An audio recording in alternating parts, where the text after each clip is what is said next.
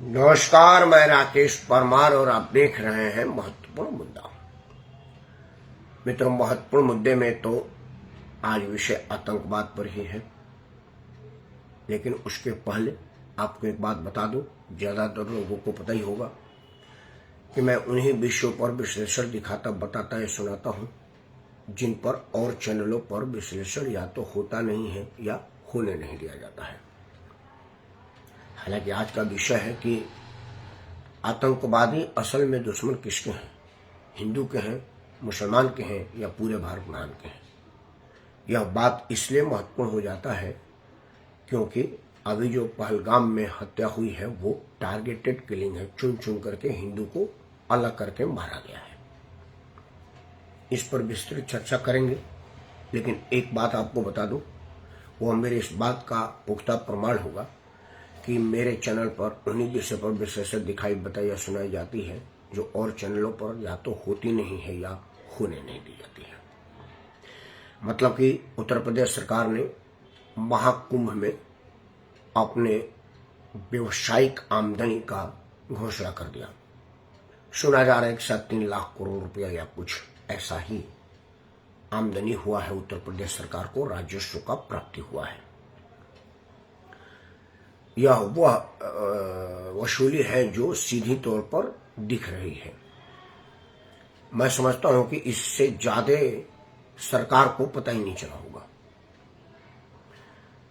वो इसलिए कि 40 लाख रुपया से नीचे की अगर आपका ट्रांजैक्शन है तो आपको जीएसटी लेने देने की आवश्यकता नहीं है, ना ही जीएसटी में रजिस्टर करने की जरूरत है, ना ही जीएसटी में रिटर्न देने की जरूरत है। तो जो लोग 40 लाख रुपए से नीचे का काम किए होंगे और उन 40 लाख रुपए के काम किए गए होंगे तो वो कहीं पर पंजीकृत नहीं होंगे। मतलब जो 40 लाख से ऊपर किया उनकी जीएसटी कलेक्शन और आमदनी के स्रोत के हिसाब से यह 3 लाख करोड़ का अनुमान लगाया गया है। लेकिन वो लोग जो मोटरसाइकिल पर तीर्थयात्रियों से वो पैसा वसूलते थे अनाप शनाप, वो रिक्शा वाले, वो हाथ रिक्शा वाले, वो बैटरी रिक्शा वाले, वो जो अपने एक एक कमरे को 5-5 लोगों को दे देते थे कि आइए ना, आपको सिर्फ आराम ही तो कर रहा है तो कोई बात नहीं, हम 5 चादर लगा देते हैं, सो जाइए और 2-2 हजार रुपये दे जाइए। वो लोग जो जूता और कपड़े की रखवाली करने के लिए पैसे लेते थे, कई लोग तो घाट तक पहुंचाने के लिए शॉर्टकट बताने के लिए 500,000 रुपये ले लेते थे। तीर्थयात्रियों ने ऐसा बताया है, वो इसमें नहीं है। बाकी जो इंफ्रास्ट्रक्चर योगी सरकार और मोदी सरकार ने बिल्डअप किया है उत्तर प्रदेश में, वह परमानेंट यूपी वाले और देश वालों के काम में आएगा, यह उसमें वर्णित नहीं है। क्योंकि जो नेशनल हाईवे और एक्सप्रेसवे का जाल अब देश भर में बन गया है, उस पर व्यवसायिक गाड़ियां चलेंगी और व्यवसाय में कितना अमूलचूल परिवर्तन आएगा यह देखने वाली बात होगी। तो एक साधे सब सदे, सब साधे सब जा कहा जाता है ना। तो एक महाकुंभ बहाना था, असल में समस्त देशवासियों को रोजगार में लाना था। वो योगी आदित्यनाथ ने ला दिया है। थैंक्स टू पूज्य योगी आदित्यनाथ, आपके दूरदर्शी निर्णय को दूरगामी परिणाम देने के लिए। वैसे मैं उत्तर प्रदेश का ही मतदाता हूं, रहता बेशक मैं दिल्ली में हूं, लेकिन मुख्यमंत्री बनने के बाद हमने इंग्लैंड से बगी मांगा करके उस पर करोड़ों रुपए की फूल लाद करके अपना जन्मदिन की अयास करते हुए देखा है। मुंबई सिनेमा तारिकाओं को करोड़ों रुपया की बुकिंग से ठुमके लगवाते देखा है। लाखों करोड़ों के नोटों का माला पहनते देखा है। मतलब वो सब कुछ देखा है जो हमारी आंखें नहीं देखना चाहती थी। लेकिन योगी आदित्यनाथ के आने के बाद हमने अयोध्या के पावन पवित्र भूमि पर दीप में खुशबूदार और जगमगाते हुए घाट देखे हैं। पूरे अयोध्या में लाखों दीपों की माला देखे हैं और वो एक मनोरम छवि जो हर आदमी के मन पटल में है, स्मृति में है, हट नहीं रहा है, ऐसा भी हमने देखा है। तो बदलाव आया है और वह आपके एक वोट से आया है। आपने वोट की कीमत जानिए। और अगर आप मुंबई सिनेमा के नायिकाओं को नाच में पैसा बर्बाद होने देना नहीं चाहते, इंग्लैंड से बॉगी मना करके जन्मदिन पर घूमने देना नहीं चाहते हैं, मतलब हमारे खेसरिया गाना गाता है, थोड़ा अश्लील है, मैं नहीं कहना चाहता, बट एक लाइन गा देता हूँ, बता देता हूँ। हमारे यहाँ का एक भोजपुरी गायक है खेसारी, वो एक गाना गाया है, वो उसी जन्मदिन से प्रेरित था जब उसको पता चला कि इंग्लैंड से बॉगी आ सकती है तो लड़की क्यों नहीं। उसने गाया कि लवंडिया लंदन से लाएंगे, रात भर डीजे बजाएंगे। कुछ कुछ उसी तरह का मजबा लगता था जब योगी आदित्यनाथ की सरकार नहीं थी।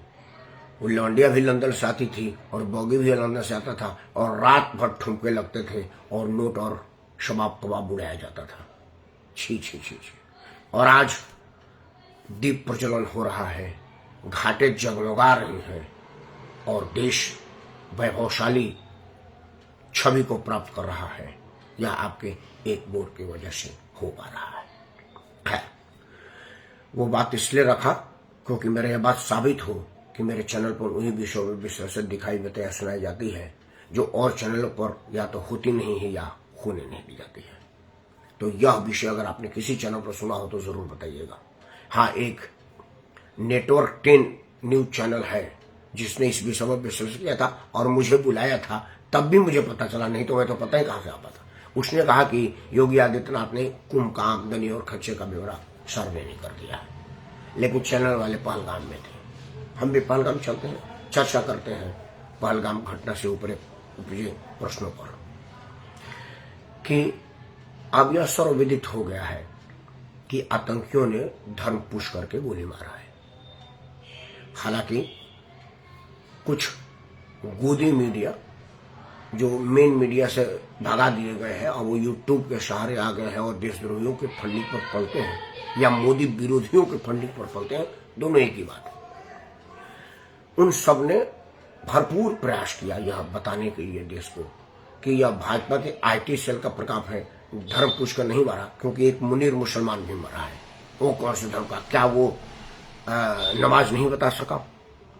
बताया था वो, लेकिन वो अपने सवारी की रक्षा की गुहार लगा दिया तो मुसलमानों ने कहा कि भाई तू पहले मर। तो उसको सजा इसलिए दी गई कि तू हमारे इस काम में रुकावट पड़ रहा है, नहीं तो वर्गीकरण करके ही मारा गया है, इसमें कोई दो राय नहीं है। अब मार दिया गया, अब मोदी जी अपना काम करेंगे, उन्होंने पहल शुरू कर दिया है। अब की बार परमानेंट इलाज होगा। मोदी जी ने कहा कि हर बार बुखार आता है एक टैबलेट दे देते हैं, फिर बुखार चला जाता है, फिर 4 दिन बाद आ जाता है, इससे शरीर कमजोर हो रहा है।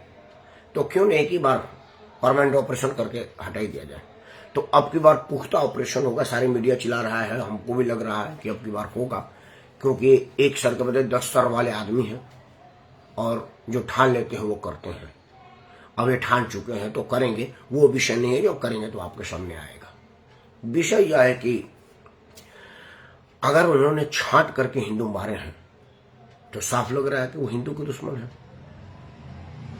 लेकिन मौत के बाद कौन कौन मरता है यह ज्यादा महत्वपूर्ण होता है। सवाल है, किसी के घर में मृत्यु हो गई, अगर मेन कमाऊ पुत्र है वो, तो उसके पूरा परिवार मर जाता है, सड़क पे आ जाता है, कमाने वाला ही मर जाता है।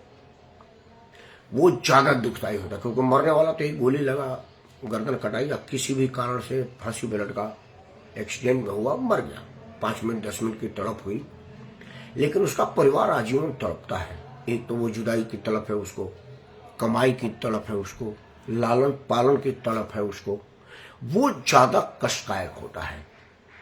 मेरे ख्याल से मरने वाले से ज्यादा मरने वाले पर डिपेंड लोग ज्यादा तड़पते हैं और उनको ज्यादा फर्क पड़ता है। अब जो हिंदू को छांट छांट के मारा गया है तो उससे किस किस को फर्क पड़ेगा?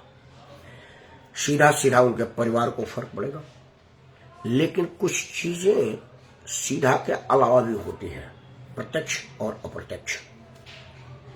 तो आप कह सकते हैं कि प्रत्यक्ष तो उनका परिवार परेशान है और आजीवन परेशान होगा। खासतौर से वो लड़की, वो बेटी जिसकी शादी एक दिन पहले हुई थी, उसका तो दुख मुझसे मैं तो उसको चर्चा में नहीं लाना चाहता, कोई नहीं कह पाऊंगा, हो नहीं पाएगा हमसे, उसकी चर्चा छोड़ दें।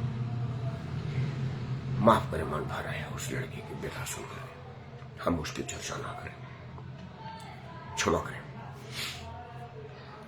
और लोग जो है वो आजीवन तड़पेंगे। लेकिन इनडायरेक्ट और कौन कौन तड़पेगा?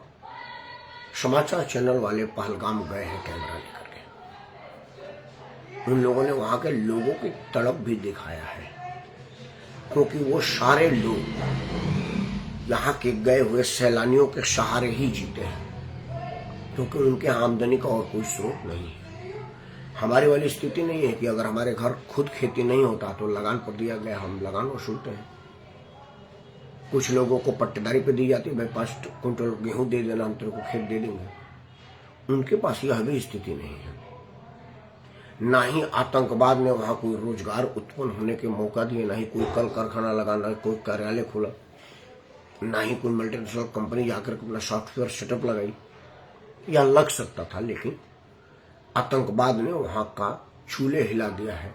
वहां ऐसा कुछ उम्मीद नहीं है, कोई संभावना नहीं है। तो एकमात्र सहारा था पर्यटन। अब जब मेन पर्यटन पर ही प्रभाव पड़ गया, प्रहार हो गया, तो पर्यटन उद्योग खत्म हो गया। तब इनडायरेक्ट कौन मरा? उस पर डिपेंड करने वाले वो सारे लोग जो पर्यटकों के सहारे ही चलते थे। आदरणीय प्रेमनाथ देवी जी को शायद, तो उनका मौत ज्यादा दुखदायी है, क्योंकि कई लोगों ने कर्जा लेकर के घोड़े खच्चर खरीदे हैं। कई लोगों ने होटल के रेनोवेशन में लाखों करोड़ रुपया कर्जा ले लिया इस उम्मीद में कि अब गर्मी का मौसम आया है, बर्फ अब पहाड़ से हट गया है, खूबसूरत माहौल है और लोग आ रहे हैं। 2 करोड़ से भी ज्यादा लोगों ने इस साल जनवरी से अप्रैल तक भ्रमण कश्मीर का किया था, और कई करोड़ लोगों का पंजीकरण हो चुका था। रेलवे के टिकट, टूरिज्म के टिकट से पता चल रहा था। लेकिन अब सब लोग आनंद फानंद में कैंसिल करवा रहे हैं। तो जैसा मैंने कहा कि मरने वाला तो एक बार मरता है, उस पर डिपेंड परिवार रोज रोज मरता है। और यह लोग जो उससे प्रभाव से मरेंगे, पर्यटन के खात्मा के खतरे के आने से, वह किसके दुश्मन है? वो आतंकवादी ने छांट करके हिंदू मारा है। उसका उद्देश्य देश में हिंदू और मुसलमान में बेमरस पैदा करके एक और तोड़ करने की है। साजिश बड़ा लंबा है। मुनीर ने बड़ी ऊंची खेल खेली है। मुनीर का यह इच्छा था कि हिंदू मुसलमान को एक बार वहां और लड़वा दो, क्योंकि 25 करोड़ मुसलमान हैं और 140 करोड़ के देश में 25 करोड़ अगर एक तरफ लड़ जाएंगे तो एक बार और यह देश विभाजन के कगार पर पहुंच जाएगा, तो देश कमजोर होगा। तो उसने अपना खेल वहां खेल दिया है। बाकी हमारी मीडिया उसको आगे बढ़ा रही है। लेकिन मेरा अपना कहना है कि वो कश्मीर के लोग जो सीधे प्रभावित है, वो इस खेल को समझ रहे हैं। समाचार चैनलों से बात करते उन तमाम लोगों ने अपनी व्यथा सुनाई है। वहां के लोग कह रहे हैं कि हमको पुलिस की जरूरत नहीं, हमें सिर्फ बता दीजिए कि किसके घर आतंकवादियों ने शरण ली थी, हम खुद जला देंगे उसको। क्योंकि उन्होंने हमारी बेटी का सुहाग उजाड़ा है, हमारी बहन का सुहाग उजाड़ा है और हमारे पेट पर प्रहार किया है। वो सैलानियों के पेट में गोली मारे हैं, उससे ज्यादा हमारा पेट पर गोली मरी, हमारे पेट पर लात मारा है। तो मित्रों, मेरा अपना जो हेडिंग था कि आतंकवादी किसके दुश्मन है, हिंदू के, मुसलमान के या समस्त भारत महान के, तो वो भारत महान के दुश्मन है, हिंदू मुसलमान के नहीं। क्योंकि उनका हिंदू को छाट छाट करके मारना हिंदू को मारना नहीं था, मुसलमान को ज्यादा मरवाना था। क्योंकि जब ये बाइफर्केट हो जाएगा कि हिंदू मारे गए हैं, मुसलमान छोड़ दिए गए हैं, तो वो हिंदुओं के मन में मुसलमान के प्रति वैमनस्य बढ़ेगा और उसका रिएक्शन आएगा, समाज में आने लगा। कई छोटे भैया नेता लोग इस सब तरह का रिएक्शन देने लगे और उस रिएक्शन का फर्क यह पड़ेगा कि मुसलमान भी एग्रेसिव होगा। क्योंकि सच्चाई है कि अगर मैंने आपको नहीं मारा और आप मुझे मतलब गाली देंगे तो मैं नाराज होऊंगा तो किसी भी स्तर तक जाऊंगा। पाकिस्तान यही चाहता था। तो एक तो हम सबको संयम की जरूरत है, क्योंकि सोशल मीडिया आ जाने और मोदी और अंबानी के कृपा से 1.5 GB डाटा हर आदमी के हाथ में आ जाना एक बंदर के हाथ में उस्तरे जैसा है। क्योंकि बंदर के हाथ में उस्तरा देने से कोई जरूर नहीं है कि वो आपका चेहरे का बाल हटा ही देगा, हो सकता है चेहरा बिगाड़ दे। और ज्यादातर में चेहरा बिगड़ता ही है, क्योंकि किसी बंदर के द्वारा बढ़िया से शेविंग करते हमने कहानी नहीं सुना है। चेहरे को जख्मी जरूर करता है, क्योंकि उसको उस तरह चलाने नहीं आता, उस तरह भांजता है आलाप शलाप। तो सोशल मीडिया आजकल सबसे ज्यादा अनसोशलाइज हो गया है और जिसको जो मर्जी है वही बोल दे रहा है, क्योंकि बोलने में मैं बोल रहा हूं तो मेरे पास कौन सी बंदूक पुलिस की लगी हुई है। भारत के संविधान ने हमको बोलने की आजादी दी। अब मैं आपके सामने बढ़िया बोलूँ या गाली दूंगी तो मेरे विवेक और मेरे संस्कार पर निर्भर करता है। और सोशल मीडिया पर सभी संस्कारी ये दावा ना तो वो करते ना मैं करवा रहा हूं। तो सोशल मीडिया पर तरह तरह के बयान आ रहे हैं, हमें उन सब पर संयम की जरूरत है। मैं ये नहीं कह रहा हूं कि इस देश का सारा मुसलमान आतंकवादियों का विरोधी है, लेकिन मैं यह भी नहीं कह रहा हूं कि इस देश का सारा हिंदू आतंकवादियों का विरोधी है। सोशल मीडिया पर कई नामी जामी हिंदुओं ने अपने अपने बयान उन मुसलमानों के प्रति समर्थित में दिया। दो चार आपके सामने रख देता हूं, आप समझ लीजिएगा, व्याख्या कर लीजिएगा। एक राष्ट्रीय दमाग है, अभी ईडी सीडी के छापे में पड़ रहे, पदयात्रा करते हुए ईडी गए थे। उनका बयान आया था कि मतलब मुसलमानों ने हिंदू को छाट के मारा है। मतलब समझिए कि कश्मीर में कितना मुसलमान परेशान है। ईडी के जहां से खुद ही परेशान है, कश्मीर के मुसलमान की चिंता हो गई इनको। तो कोई नेता कह रहा है कि भाई सुरक्षा क्यों नहीं दी गई। अब दुनिया का किसी भी देश के लिए क्या यह संभव है कि 140 करोड़ की आबादी में 140 करोड़ सिपाही खड़ा कर दिया जाए? और क्या खुफिया एजेंसी के लिए संभव है कि जो लोग दो लोग आपस में बात कर लें उसकी जानकारी हो जाए? अरे खुफिया एजेंसी टेलीफोन पर, तार पर, संचार के माध्यम से बात कोड वर्ड को इंटरसेप्ट करते हैं और उसको डिकोड करके बताते हैं। और उन्होंने किसी संचार माध्यम का व्यवस्था इस्तेमाल नहीं किया होगा तो क्या होगा? हो सकता है उनको महीनों सालों पहले बताया गया होगा कि पहलगाम में जाके मारना है और वो प्लान बना रहे होंगे माउथ टू माउथ। तो माउथ मीडिया को कोई जांच एजेंसी कैसे पकड़ेगी?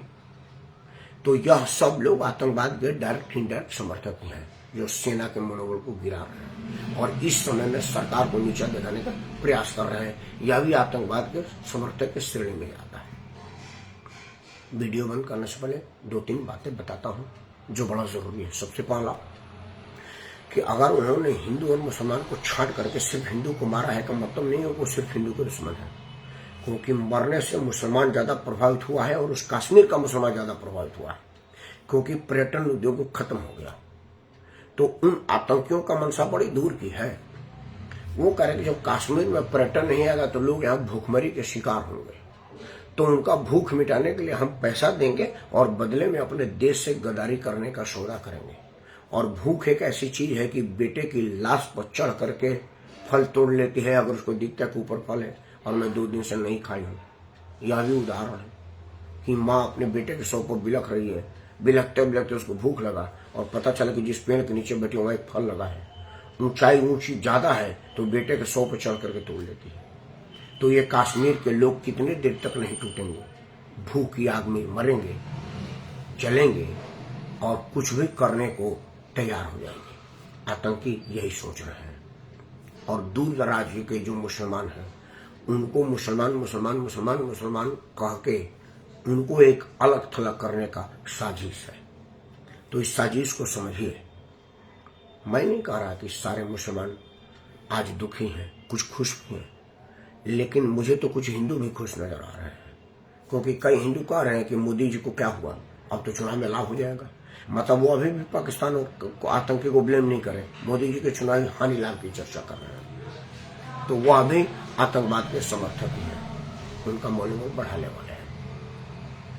तो अगर आपको 1.5 GB डाटा मिली है तो मेरा वीडियो देखिए, ऐश्वर्या राय का नाच देखिए, बकवास ना करिए। अगर आप बढ़िया नहीं बोल पाते हैं तो अगर किसी को जोड़ने की बात ना करें तो तोड़ने की बात ना करिए, क्योंकि कहा गया कि बाणी ऐसी बोलिए सबका पाख होए, आप हो शीतल है दूसरों शीतल करे। वो बढ़िया गलत बोल गया, मतलब वही है, आप हो शीतल करे दूसरों शीतल करे। तो अगर बाणी आपको बढ़िया नहीं बोलने आती है तो कृपया ना बोले। और अंत में भरोसा करिए, हमारी सरकार उनको सबक सिखाएगी और ऐसी सिखाएगी कि उनके आने वाले पुश्तें याद रखेंगे। लेकिन उसके पहले आपको संयम बरतने की जरूरत है। देश की ताना बाना ना बिगड़े, यह विचार करने की जरूरत है। उन्होंने हिंदू छाट के मारा है, लेकिन मार मुसलमान पर भी पड़ी है, यह बात भूलना नहीं चाहिए। तो ना हिंदू राष्ट्र ना खालिस्तान अखंड रहे हिंदुस्तान। इन्हीं शब्दों के साथ, इन्हीं मनोकामना के साथ मैं राकेश परमार आप सबको प्राप्त करता हूँ। जय हिंद, वंदे मातरम और भारत माता की जय। आतंकवाद का नाश और सर्वधर्म की विजय।